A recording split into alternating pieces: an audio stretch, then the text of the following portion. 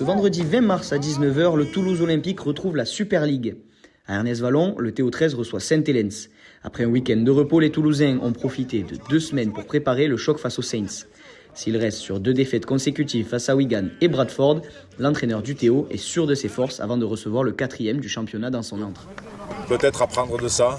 Saint-Helens, c'est pareil, c'est le palmarès de l'équipe du club de Saint-Helens.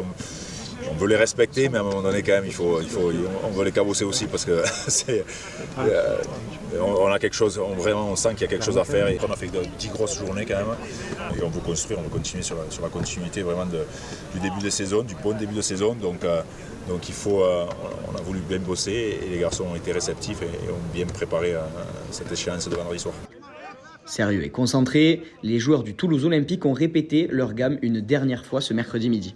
Je pense qu'on a pris conscience qu'on avait notre part à jouer dans ce championnat. Tout le monde ne voyait pas gagner un match. On s'est mis directement dans le bain avec les 2 premières rencontres et 2 victoires. On n'attaque pas les rencontres en tant que perdant. On se dit que toute rencontre peut être gagnée, donc on joue tout à fond et on verra la fin. Sous l'œil avisé du staff, les joueurs de l'effectif professionnel, accompagnés par les jeunes pousses du centre de formation, n'ont rien laissé au hasard, de l'attaque à la défense en passant par le jeu au pied. Un captain's run placé sous le signe du travail, mais aussi de la détente pour un groupe qui aborde ce match avec beaucoup d'enthousiasme.